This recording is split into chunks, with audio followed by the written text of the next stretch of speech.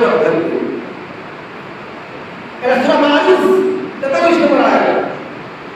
সূরা ইব্রাহিম 11-43 নম্বর আয়াত আল্লাহ তাআলা বলেছেন মুহদিনা মুকমিনিন রুউসিহিম।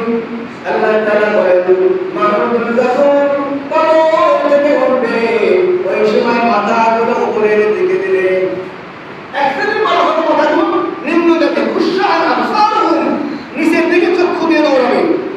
আর সূরা ইব্রাহিমে বলা হলো যে মানুষগুলো মুহদিনা মুকমিনিন রুউসিহিম মানুষগুলো যখন উপরের দিকে তাকায় দৌড়াতে থাকবে। ওয়াহদিনাতুহুম হাওয়া মানুষগুলো নিজেদের খেয়াল নিজেদের দিকে থাকবে না, উপরের দিকে তো তাকাইয়া তারা দৌড়াতে থাকবে। ফলে তাদের অন্তরাত্মা কোনো বিহ্বল হয়ে যাবে, বিরক্তিকর হয়ে যাবে। চিন্তা উপরের দিকে তাকা দৌড়াতে কতটুকু দৌড়াতে পারেন? এখন তাদের কোন দিকে একটা হাদিস আমি বলেছি যেখানে বলা হয়েছে আন আবি হুরায়রা রাদিয়াল্লাহু তাআলা আনহু قال قال رسول الله صلى الله عليه وسلم يحشر الناس يوم القيامة ثلاثة أصناف মানুষগুলো যখন কবর থেকে উঠবে তারা তিন ভাগে ভাগ হয়ে কবর থেকে উঠবে। এক নম্বর হলো সিনতাম মুসাতাম, এক শ্রেণীর মানুষ কবর থেকে যখন উঠবে ওনার সঙ্গে সঙ্গে তারা দৌড়াতে থাকবে। তারা তাদের পিছন দিক থেকে হাঁটাতে থাকবে, ওরা সামনের দিকে দৌড়াতে থাকবে, দৌড়াবে। আর এক শ্রেণীর মানুষ হলো নৈকট্যপ্রাপ্ত মানুষ, যে মানুষগুলো কবর থেকে ওঠার পরে সঙ্গে সঙ্গে তারা দেখতে পাবে তাদের জন্য কবরের পাশে তাদের জন্য বাহন প্রস্তুত করা রয়েছে।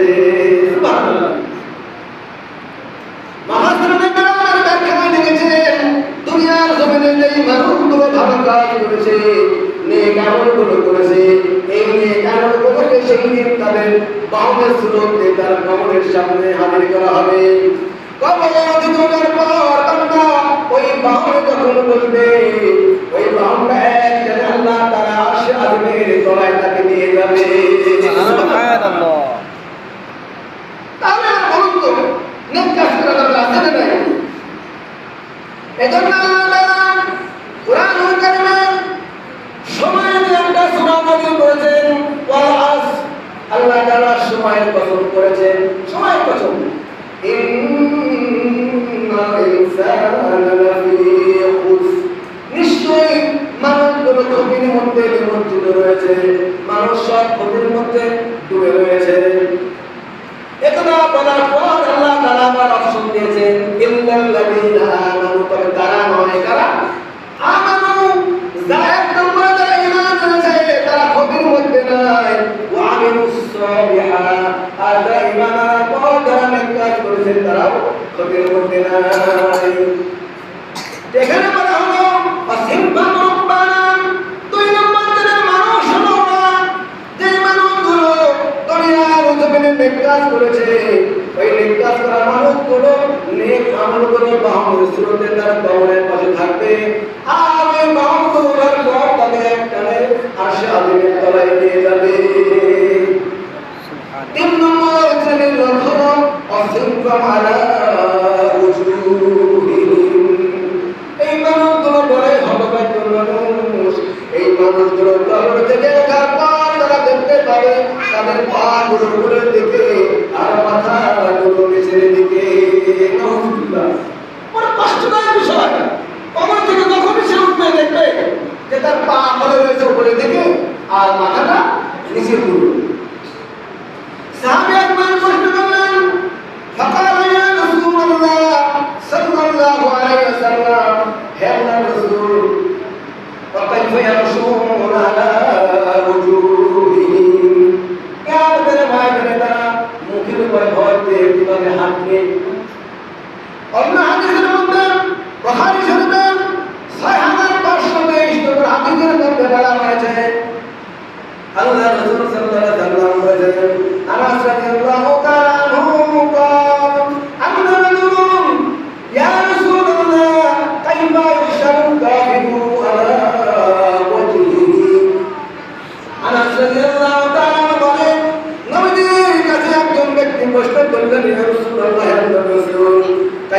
ইউহশারুল কাফিরু আলা ওয়াজহিহি কাফির বেঈমানরা মুখের উপর ভর দিয়ে কিয়ামতের ময়দানে কিভাবে চলাফেরা করবে, হাঁটবে কিভাবে হাঁটবে। আমি সূরা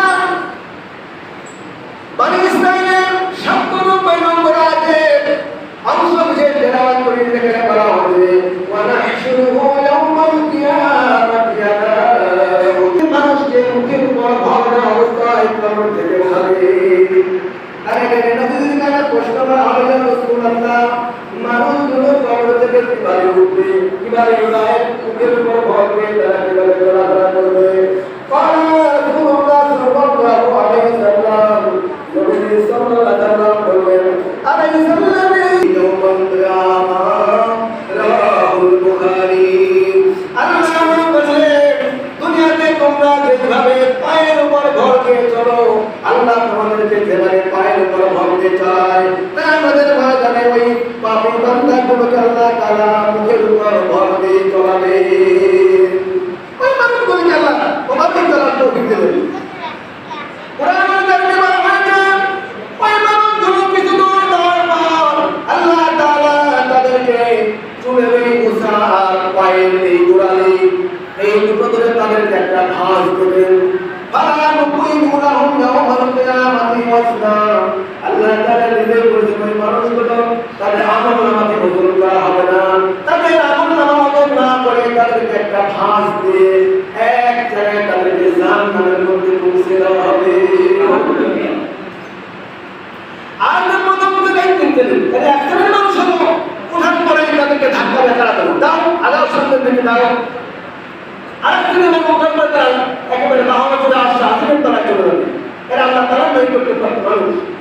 আরেক শ্রেণীর মানুষ তারা ওঠার পরে দেখবে মুহূর্তের নিচের দিকে পা উপরে দিকে, এভাবে তারা তো যেই মানুষগুলোকে পেছনের দিক থেকে ধাক্কা খাবে, এই মানুষগুলোকে হিসাব করে আসবে। আল্লাহ তাআলা বলেছেন,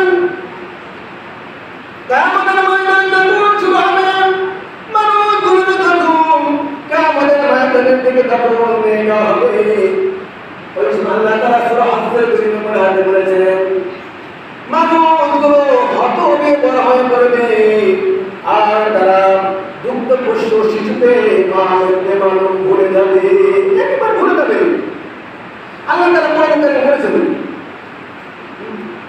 ইয়াওমা তারাউনাহা তাযহাবু কুল্লু মুরদিয়াতিন, প্রত্যেক দুগ্ধ পোষ্য শিশু তার মাতাকে ভুলে যাবে।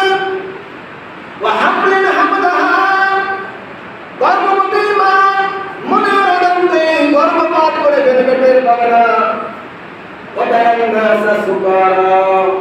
মানুষগুলো এমন ভাবে হেঁটবে, চলবে আর চলবে যেন মনে হবে তারা মাতাল নেশাগ্রস্ত। বাবা শ্রমিকরা এখানে লিখেছেন, আল্লাহ তাআলা তাদেরকে প্রশ্ন করবেন, এই তোমরা কি নেশাগ্রস্ত কি মাতাল? জবাব দেবে না। আল্লাহ তাআলা এদের জবাব দিয়ে বলেছেন, ওমা হুম বিসুকারা, না এরা মাতাল নয়, নেশাগ্রস্ত না। তাহলে ولكن عذاب الله شديد, আল্লাহর আযাব বড় কঠিন, আর ওই কঠিন আযাবের ভয়ে মানুষগুলো এভাবে চলতে থাকবে। যেহেতু তোমার সময় কম থাকে, এজন্য আলোচনা পরিপূর্ণ করা যায় না, অল্প একটু করে সময়